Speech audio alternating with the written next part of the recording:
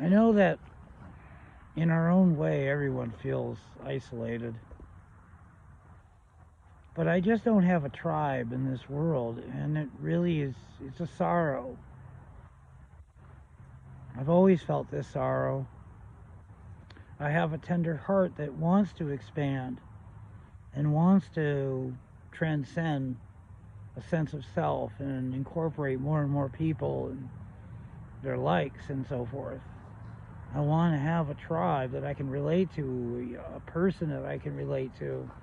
And I do have good people in my life, friendly people, people that without them, I don't know if I would have made it this far. So I don't mean anything, like a bad against anyone.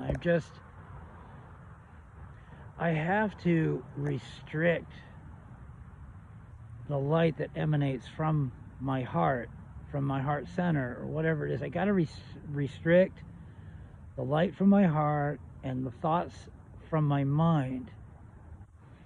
And I'm like an infusion of spiritual intellectualism, and I want to relate to somebody. I want to feel like I finally got that reciprocity, from energetic reciprocity from someone, and I want to like be in that vibration of truth.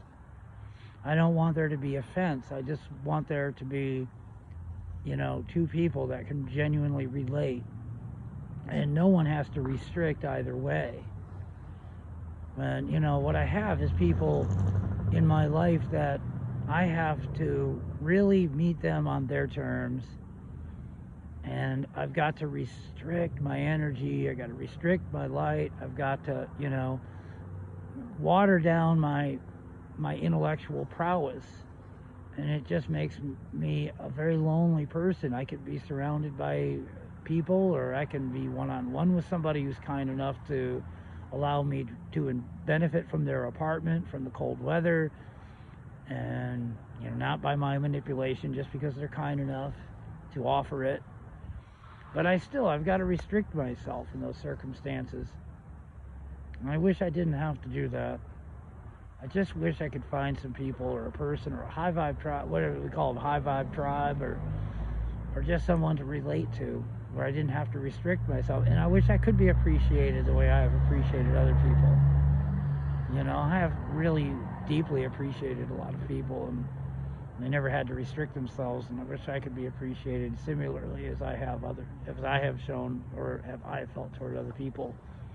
Anyways, I hope this doesn't sound like a complaint, but it's a sort of sorrow. I don't know where to go or where I belong. I wish I could find a place where the journey could kind of stop, and I could just be planted somewhere and have all this come full circle finally. Let this come full term and give birth to something that has been contained with. It's got to be something. There has to be. And it's time of trial for me, I guess. It's just one after another, though. I'm getting tired of it. It's not depression. I don't want anyone to think I'm depressed. I'm perplexed, and I'm kind of I think I have sorrow. It's not really depression.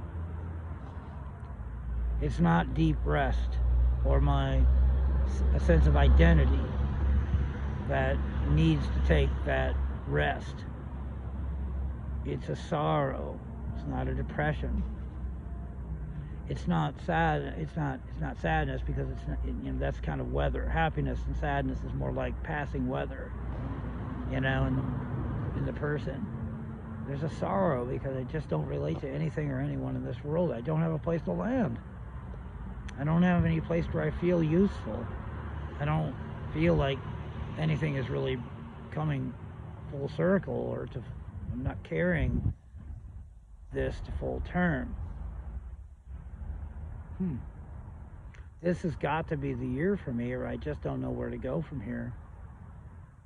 And I'm not really interested in living another 20 years, when I can't relate to a single person, where I have to constantly restrict myself, and I'm just either disrespected, overlooked, devalued. I just don't know. Something ain't right about this. It's out of balance. Everybody seems to find a group, or some place in life to fit. I just haven't found it. It's not my fault. It's people's fault because they're not able to handle my full capacity of light. It's like they're a thimble and I'm pouring in too much if I am myself. It's like I'm an electrical current, 220 electrical current, trying to drive that into a 20-watt light bulb or a 20-watt lamp or something. It just doesn't work. It doesn't fit. So what I do is I restrain and restrict, and I kind of water things down, and I basically meet everybody on their terms, and it's never, ever what I'm looking for.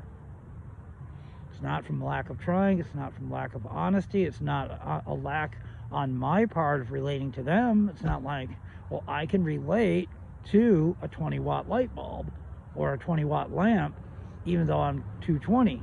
But I have to restrict, I don't know what, 200 or 170 watts, you know what I'm saying? And it's not my fault that I have to restrict.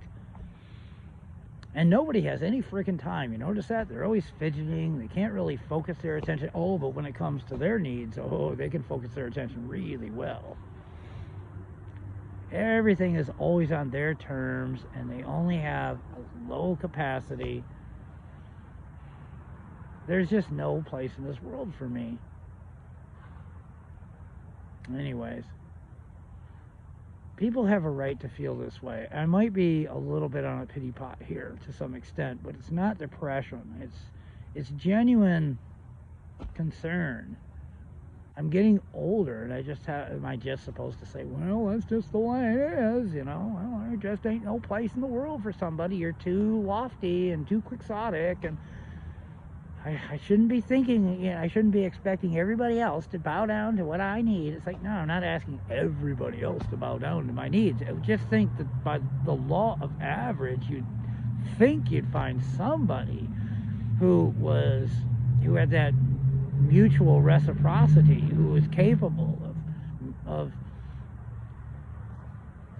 some kind of a connection with me. Why is that so bad for me to want to have a connection? I just don't get it.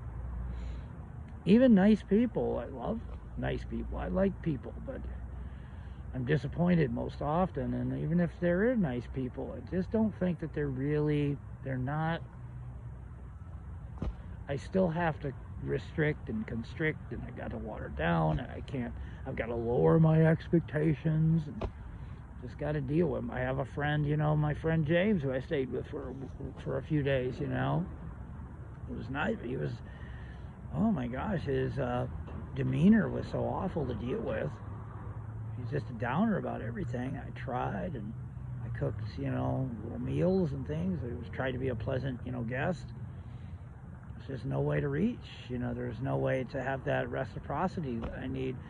And then my friend, the other friend, the female friend, is like all this mental health issues, and her family that hates me, and always got to duck and dodge because her family might come over and throw a fit that I'm there.